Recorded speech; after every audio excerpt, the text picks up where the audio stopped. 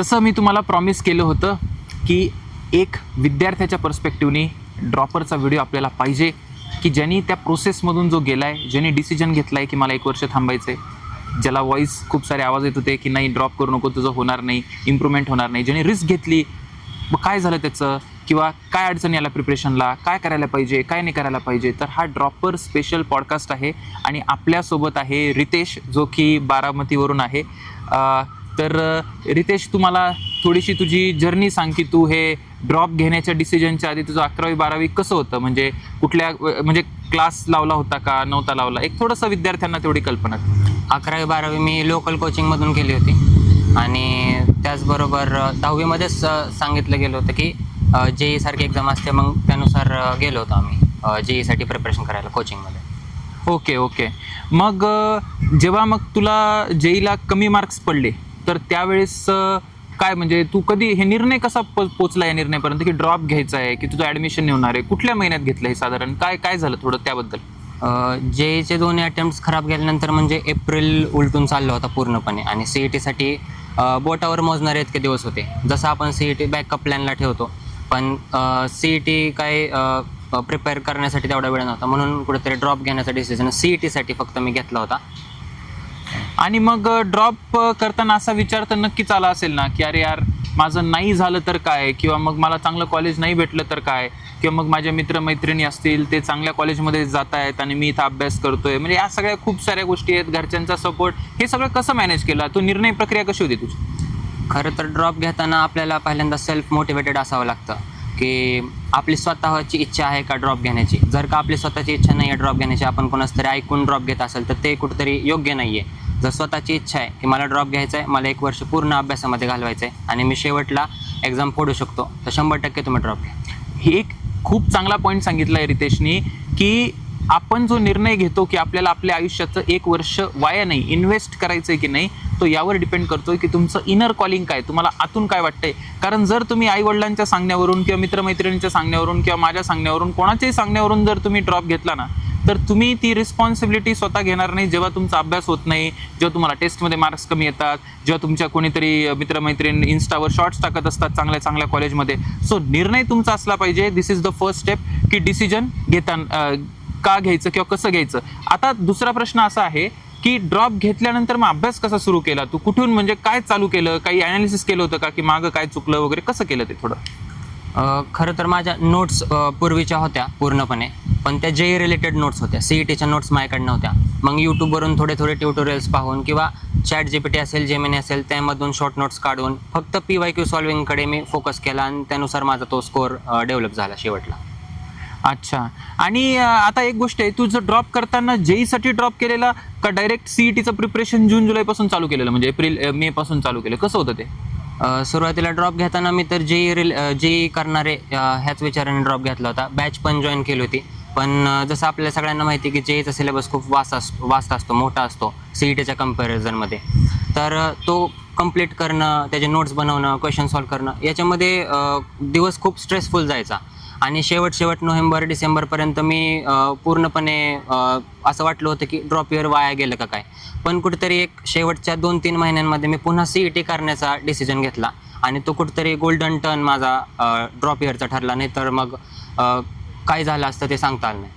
बघा, मागच्या पॉडकास्टमध्ये निरंजन होता, या पॉडकास्टमध्ये रितेश आहे. निरंजन 12वीतून ड्रॉप आणि मग हा ड्रॉपर आहे रितेश. दोघांचं एकच म्हणणं आहे की तुम्ही CETला जो एक बेसिक रिस्पेक्ट द्यायला पाहिजे ना, तो तुम्हाला द्यायला पाहिजे. जर तुम्ही ड्रॉप घेताय किंवा तुम्हाला तेवढे मार्क्स पडत नाही आहे एक्झाममध्ये, 11th नंतर तुम्हाला कळून जातं की तुम्ही JEE करू शकता की नाही, तर याच्यात काही लाज नाही आहे.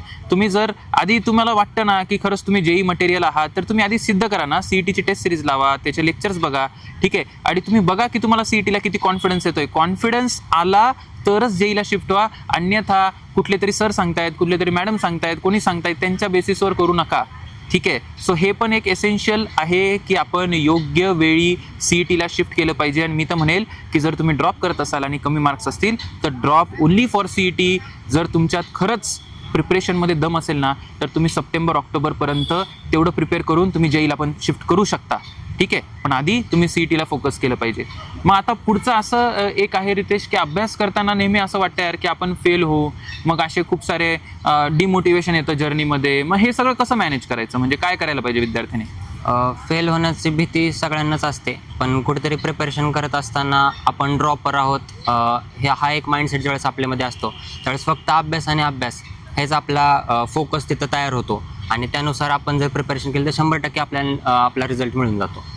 मग तू अजून काही वेगळं केलेलं का, म्हणजे काही तुझं काही हॉबीज होत्या का, की स्वतःला बिझी ठेवायला वगैरे, त्याबद्दल काही? सकाळी तर मी सगळ्यात पहिल्यांदा उठून योगा करायचो, मेडिटेशन, कारण ते खूप गरजेचं आहे. माइंडला फ्रेश ठेवणं आणि माइंडला त्या स्टडी टाईममध्ये ॲक्टिव्ह राहणं, त्यासाठी मेडिटेशन खूप माझ्या पूर्ण प्रिपरेशनमध्ये चांगली जे हे आहे ते ठरलेले आहे. हां, हे पण तुम्हाला लक्षात घ्यायचं आहे, की जसं रितेश सांगतो, मी परत एकदा सांगतो, की काहीतरी अजून दुसरी गोष्ट ठेवा, म्हणजे तुमचं माइंड ऑक्युपाय राहील. कारण ना, एक ड्रॉपरची जर्नी अशी असते, त्याला कंटेंटला प्रॉब्लेम नसतो. त्याला जो प्रॉब्लेम येतो ना, तो माइंडसेट, इमोशनल, सायकोलॉजिकल इश्यूज जास्त असतात. प्रत्येक क्षणी वाटतं आपण फेल होऊ, पालकांचं प्रेशर आहे, समाजाचं प्रेशर आहे. या सगळ्या गोष्टीला मॅनेज करायचं असेल तर माइंडला थोडं बिझी ठेवणं आहे ना, या गोष्टी आपण केल्या पाहिजे. मग अजून काही ड्रॉपर्सला, म्हणजे आपला साधारण एक जानेवारीचा एक अटेम्प्ट आहे आणि एक एप्रिलचा एक अटेम्प्ट, म्हणजे आता यावेळेस तर ठीक आहे, एप्रिल आणि मे सलग जे आपले अटेम्प्ट होते, तर त्यामध्ये मग तू साधारण बोर्डचं प्रिपरेशन विद्यार्थी करतात त्या ड्युरेशनमध्ये मग कसं काय केलेलं, CETचं स्पेशल काय केलेलं?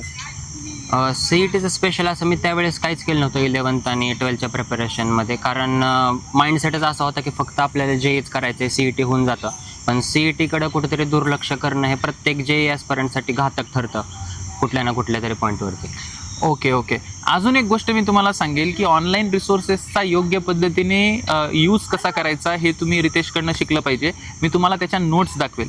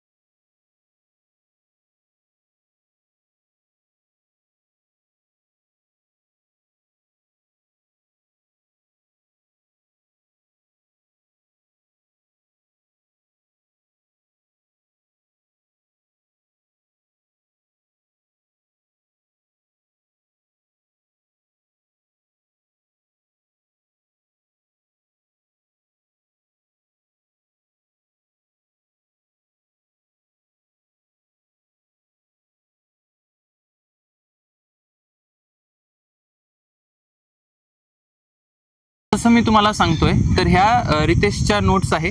तर त्यांनी स्वयं फिजिक्स फॉलो केलेलं, म्हणजे आपलं चॅनल फॉलो केलेलं फिजिक्ससाठी. आता त्याचा जो एफर्ट्स आहे ना, बघा, मी हे नेहमी म्हणत असतो की टीचरचे एफर्ट्स जे आहे ते 20% आहे, 80% तर विद्यार्थ्याला करावं लागतं. आता तुम्हाला बघा, जे PPT करतात, सगळं करतात, लेक्चर अटेंड करतात, पण त्याच्यानंतरचं काम हे रितेशने अति चांगल्या पद्धतीने केले. आता तुम्ही याच्या नोट्स बघा. तर हे मॉडर्न फिजिक्सचं त्यांनी प्रॉपर सगळं इथून सुरू केलं. हे जे फॉर्म्युलेज आहेत, डायग्राम वगैरे काढलेत, कलर वगैरे यूज केला आहे आणि हे हाताने लिहून काढलं आहे, काही शॉर्टकट नाही आहे. ठीक आहे, हे चॅप्टर वाईज नोट्स तुम्ही बघू शकता, ते ग्राफ बघू शकता, टेबल बघू शकता की कसं व्यवस्थित पद्धतीने केले. आणि हे सगळ्या चॅप्टरचं केलं बरं का, 1-2 चॅप्टरचं नाही केलं, सगळं केलं. हे मॉडर्न फिजिक्स बघा, हे व्हॅल्यूज कशा हे केलं आहे, हे अंडरलाइनिंग कशी केली आहे, हे स्केच पेन्स कसे वापरलेत. हे जेव्हा तुम्ही डिटेलिंग करताना, तेव्हा कुठे ना कुठे तुमच्या डोक्यात जेव्हा परीक्षेमध्ये प्रश्न येतो ना, तेव्हा सॉल्व्ह होतो. हे लॉंग टर्म एफर्ट्सचे फळ आहे, हे असं डायरेक्ट येत नाही. ठीक आहे. परत आता जसं क्वेश्चन आहे, तर मी नेहमी म्हणत असतो की क्वेश्चन्स रिवाईज करायला पाहिजे. त्यासाठी रितेशने काय केलं, तर क्वेश्चन्सची प्रिंटआउट काढून घेतली. त्याला वेळ, आता बरेच विद्यार्थी असतात की सर आम्हाला क्वेश्चन लिहायला वेळ लागतो, तर त्यांनी डायरेक्ट प्रिंटआउट काढून घेतली आणि हे जसं मी म्हणतो तसं एकदम इम्प्लिमेंट करून दाखवलं आहे रितेशनी, की क्वेश्चन आहे, क्वेश्चनच्या आजूबाजूला सगळ्या गोष्टी, त्याच्या व्हॅल्यूज आहे, त्याचं सोल्युशन आहे, त्याला काय वाटतं, काय शिकण्यासारखं आहे, हे सगळं रितेशनी केलं आहे आणि हे अतिशय कौतुकास्पद आहे. असंच तुम्ही केलं पाहिजे, याच्यापेक्षा चांगलं केलं पाहिजे. So this is a really inspiration. हे खूप चांगलं आहे, हे पूर्ण फिजिक्ससाठी केलं पाहिजे. जोपर्यंत त्या ऑनलाईन लेक्चरला तुम्ही हा ऑफलाईनचा टच देत नाही ना, ते घरी बसून अभ्यास करत नाही ना, तोपर्यंत कुठल्याच चॅनलचा तुम्हाला काहीही फायदा होणार नाही आहे. तर मग आता रितेश, तुझा आधी किती पर्सेंटाईल होता आणि आता तर ठीक आहे रिझल्ट यायचा आहे आपला, तरी काय स्कोअर कसा होता आधी आणि आता कसं आहे? ज्यावेळेस मी 12वी सोबत CETची एक्झाम दिली होती, हां त्यावेळेस माझी 28 पर्सेंटाईल आली होती. हां आणि यावर्षी ज्यावेळेस 2026ला मी 2 अटेम्प्ट्स आहेत, आणि त्यावेळेस जे फर्स्ट अटेम्प्टला माझा स्कोअर 106 येतो आहे, आणि त्यावरती 94 to 96 पर्सेंटाईल येऊन जाईल. ओके. स्वयं फिजिक्स किंवा मी असं स्वतः पर्सनल बिलीव्ह करतो की प्रत्येकाच्या जर्नीमध्ये प्रत्येकजण चॅम्पियन असतो. तुम्हाला टॉपर येणं स्वतःच्या नजरेत आणि स्वतःच्या परिवाराच्या नजरेत असलं पाहिजे. म्हणजे ह्याचा पर्सेंटाईल 96 आहे, पण हा त्या ग्रोथ स्टेजला आहे की याचा माइंडसेट पॉझिटिव्ह आहे, हे काम केलेलं आहे, तर आज ना उद्या तो आता पण यशस्वी आहेच आणि आज ना उद्या आयुष्यात तो खूप पुढे जाणार आहे. तर हे ड्रॉप घेण्याच्या मागचं मोटिवेशन असलं पाहिजे की माझा टार्गेट आहे, सगळ्या गोष्टी आहे, पण नाही जरी झालं तरी आज त्याला तो रिग्रेट नाही करत आहे त्या डिसिजनला, त्याच्यातून काहीतरी तो शिकतोय आणि मग तो 100% पुढे जाणार आहे. आणि त्याची जम्प फार मोठी आहे, 28 पर्सेंटाईल. 28 पर्सेंटाईल म्हणजे किती मार्क्स असतील साधारण मागच्या वर्षी? तेवढेच 28 पर्यंत. 28 मार्कापासून तो 107 मार्काला गेला. This is indeed a very great achievement. आणि मग आता रितेश, पुढचे प्लॅन काय? कुठली ब्रांच घ्यायची आहे? कसं कुठे शिकायला वगैरे कसं काय करायचं? आता पुण्यामध्ये ॲडमिशन घेऊन AIML ब्रांच घेणार आहे मी, त्यामध्ये इंटरेस्ट आहे माझा. ओके. सो सगळ्यांनी रितेशला आपण ऑल द बेस्ट म्हणू, आणि असंच तुम्ही मेहनत करत राहा. चॅनल फॉलो करा. जे तुम्हाला चांगलं वाटतंय CETला, मेहनतीला घाबरू नका, फेल व्हायला घाबरायचं नाही, शिकायचं त्याच्यातून आणि बेस्ट करा. CETला इग्नोर करू नका, तेवढंच सांगेल. बस अजून रितेश, काही तुला विद्यार्थ्यांना अजून काही मेसेज द्यायचा? एक सिंगल मेसेज काय असेल तुझ्याकडनं ड्रॉपर्ससाठी? ड्रॉप इयरमध्ये अजिबात खचून जाऊ नका. अभ्यासावरती फोकस करा, योगा करा, आणि स्वतःला मोटिवेट करत राहा. पालकांसोबत टाईम स्पेंड करा. मित्रांसोबत पण फिरा, पण पूर्णपणे अभ्यासच केल्यानंतर पण स्ट्रेस डेव्हलप होतो. मित्र पाहिजेत, पॅरेंट्ससोबत तुम्ही टाईम स्पेंड करा आणि अभ्यास करत राहा बस. Okay. Very thanks to Ritesh की त्यांनी आपला त्या वेळ दिला आणि पूर्ण महाराष्ट्राच्या विद्यार्थ्यांसाठी त्यांनी एक खूप सुंदर मेसेज दिला. एक पर्सनल जर्नी मिळणं आपल्याला खूप उपयोगी असतं. तर तुम्ही कमेंट करून अजून काही रितेशला तुमचे प्रश्न असतील तर ते विचारा. रितेश माझ्या कॉन्टॅक्टमध्ये आहे, मी त्याला विचारेल. अभ्यास करत राहा. भेटू पुढच्या व्हिडिओमध्ये. तोपर्यंत टाटा.